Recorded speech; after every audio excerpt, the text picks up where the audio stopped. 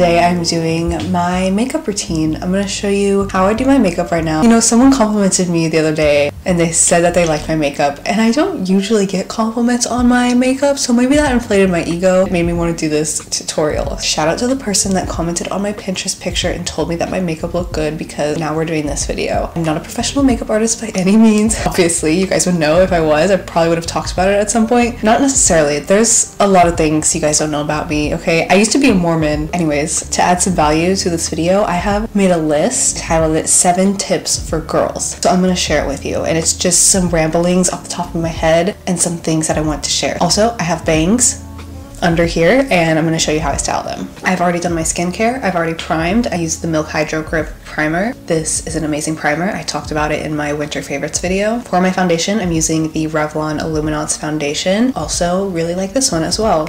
2 pumps. 1, 2. My number 1 tip for confidence, the thing is that we can't compare ourselves to other people, which is so much easier said than done. And it's like, yeah, duh, don't compare yourself to other people, but how? You have to replace it with something else. It is in our nature to compare ourselves to others, so instead of comparing yourself to others, compare yourself to yourself. We each have a standard of when we look our best, when we feel our best, and I feel like trying to replicate that standard for yourself is probably going to be the best thing for you. This applies to your own self within, like, you know when you're at your best self, mentally, physically, whatever it is. So hold yourself to that standard rather than trying to work within other people's standards. You need to operate within your own ecosystem of beauty for yourself. I'm not going to compare myself to someone that I don't look like, that I'm never going to look like. I can appreciate their beauty, obviously, and I do, but I'm not going to compare myself to them because it's a waste of time and it's not helping. It's not helping anyone. I am going to compare myself though to when I looked really good, or when I felt really good, or when I was a good person, you know? I'm using the Hoola bronzer for my bronzer. And yes, I am using the Jeffree Star X Morphe makeup brushes, okay? Don't judge me. We all were watching Jeffree Star in 2016, okay? Tip number 2, delete TikTok. I promise you, you're not missing out if you delete TikTok. I have an interesting relationship with the app. I am fully aware that I would not be able to do what I do on the internet without TikTok. Like, that is where I got my start, and I'm very grateful that I had the opportunity to grow my account through TikTok. And I think it's great for creators that just want to like grow an audience and kind of like find your niche a little bit. I think it is the most brain-rotting app on Jeff Bezos' internet. It doesn't make me feel good. I don't feel good after scrolling on there for a long time. It's not creatively inspiring. It doesn't make me happy. It doesn't do anything for me. And I think it's the constant scrolling For You page where you just scroll and scroll and scroll, and it can be very addicting. I don't like things that are addicting. I avoid them at all costs, no matter what it is. And I think a lot of people could benefit from deleting it. I still have an account. I still post on there, by the way. I post them and then I delete TikTok. Like, I don't keep it on my phone. I would recommend just trying it out. I'm using the Jones Road blush in the color The Best Blush. No, in the color... There's like 5 names on the back of this blush. I don't know what the color is. There's literally like so many different things. I don't care. I don't care what color it is. It's a pinkish color that I will be using, okay? For my setting powder, I'm using the Milk Makeup setting powder. My next tip number 3. You don't have to be a writer to write.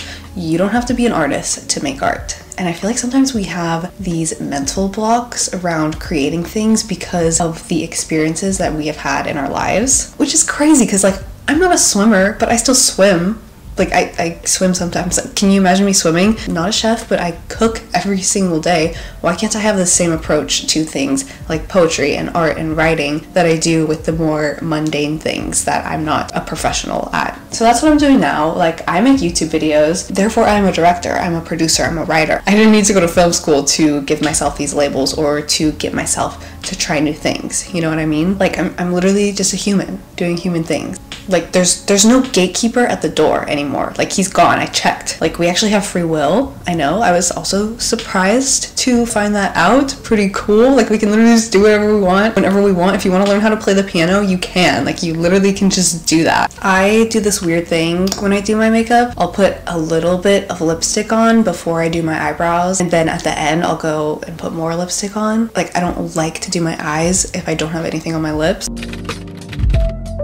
So another integral part about my getting ready routine is picking out what scent to wear. Thank you so much to Scentbird for sponsoring today's video. If you are living under a rock and you don't know about Scentbird yet, they are a subscription-based service where you can try out different luxury scents every month. It really just gives you the opportunity to try out different fragrances before committing to a full bottle. Personally, I'm very picky when it comes to my scents, so being able to try them out first is perfect for me, and I absolutely love the scents that I chose out this month. The first is this Stana Jardin Paris Nomad perfume. It is the ultimate it girl perfume. It has hints of vanilla and bergamot, which are two of my favorite scents. I've always really wanted to try this Marc Jacobs perfume, and I am obsessed. It's a beautiful floral scent with hints of red raspberry, wild rose, and warm plum. Lastly is this Boho Boko red wine and sugar perfume. This isn't something I would normally gravitate towards, but the unique scent description on their website really caught my eye. I think this might become my signature scent. If you're interested, you can use my code ROMNEY for 55% off your first month, only a little over $8 for your first order. So check out the link in my description box. It's an amazing deal, and I hope you guys take advantage of it. For my eyebrows, I'm using the e.l.f. eyebrow gel first, and then I go in with this crusty, dusty Morphe palette that is probably so old and disgusting. You know, I have other makeup palettes, but for some reason, this is the only one that I use. I didn't even buy this. You know, I used to perform, and my friend Craig, at the end of our season, he used this for like his stage makeup, and then he was just like, do you want this? And I was like,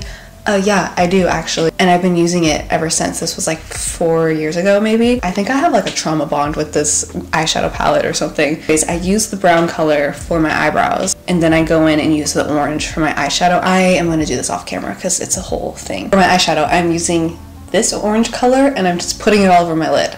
At some point in 2019, I think it was, I used to do these like elaborate eyeshadow looks where it was like, put something on your lid, put something on the inner corner, put something on the outer corner, put something in the crease, like all these things. And I have hooded freaking eyes, like you literally can't see any of that stuff. And I remember I was working at my job at Kate Spade, and I had this elaborate eyeshadow on, and I just all of a sudden was like, I literally hate this eyeshadow so much, and I've never done that again. Okay, so I do the orange all over my lid, and then I do a little bit underneath on my underlid below my eyelashes.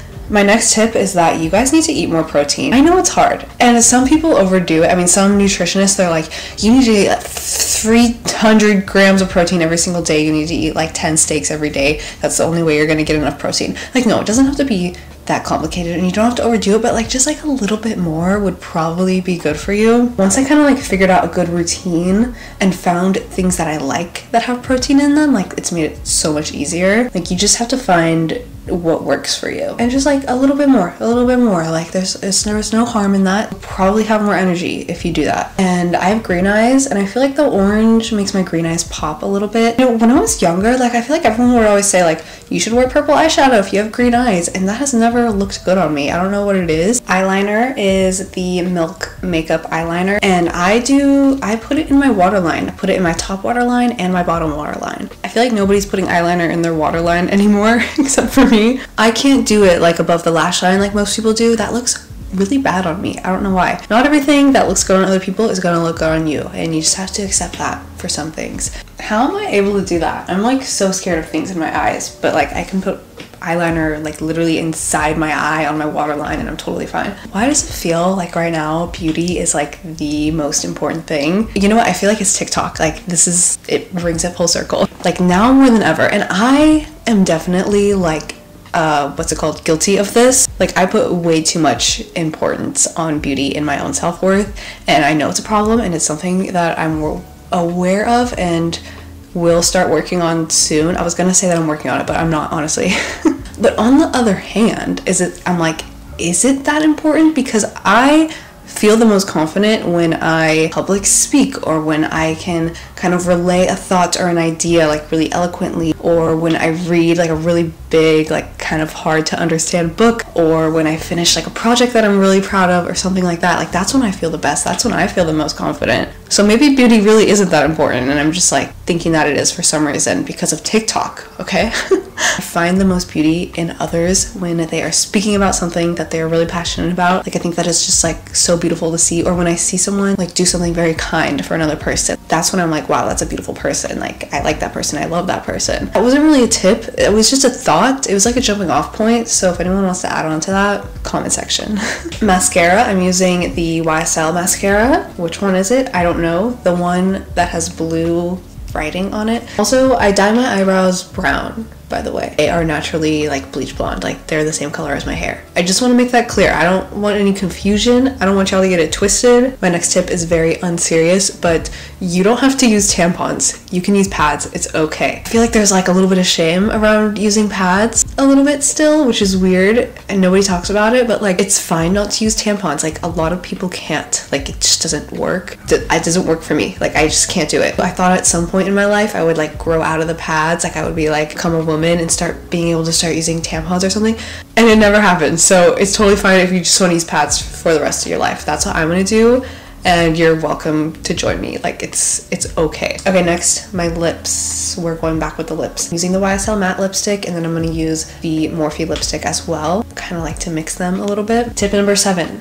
or thought number 7. I feel like these aren't really tips. It's just like I'm just talking, you know. A heartbreak when you are under 20 years old feels like the literal end of the world. Like what is going on with that? I had my heart broken twice when I was before like 20 years old. Once when I was 15, once when I was 19. Both of those were awful. Like I thought the pain of those would never end. Like it just felt like that kind of pain that was always going to be there, and it like I don't even think about it anymore. Like it ended at some point and I just like went on with my life, and it was totally fine. And I still think about those heartbreaks a lot, actually. I'm not gonna lie, like it's kind of my Roman Empire, but it's not like I think about it and I feel pain. Like I just think about it and I'm just like, wow, that was crazy, that was good for the plot kind of thing. That was character development, you know? And I'm 24 now, and I went through somewhat of a heartbreak this summer, and it just wasn't that bad anymore. I think like your brain needs to develop or something, and then it becomes not as bad, which is really cool. Every feeling you have when you're like an adolescent is like heightened times 100 because of puberty and hormones and just like the drama of experiencing everything for the first time. It's just not going to be as bad once you get older. Like the breakup I went through, like it was bad. Like it was a breakup, you know, but like I didn't want to die because of it. Like it was fine. For my lipstick, I like to put it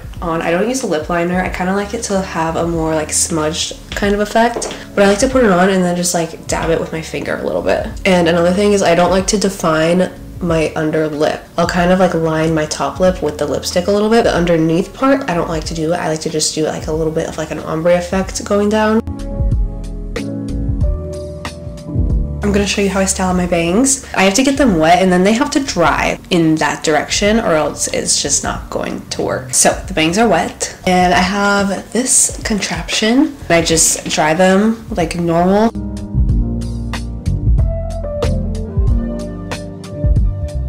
After I have blow dried them, I just straighten them. Like the first time I cut my bangs, I thought I was cute and I was like trying to give these like pieces to like layer them in or something so it would be kind of like a side, like kind of like a swoopy kind of thing. Like I thought I was Sabrina Carpenter or something. It did not work out the way I wanted it to, so now I just take these pieces and I just kind of push them back and try to pretend like they don't exist or like put them in a headband or something. They just need to grow out enough to where I can like tuck them behind my ears, you know? I also do like a dry shampoo right after I straighten them. I learned that you're supposed to put dry shampoo in before your hair gets greasy and then it makes it last longer, not like when your hair is greasy, because by that point it's like a lost cause.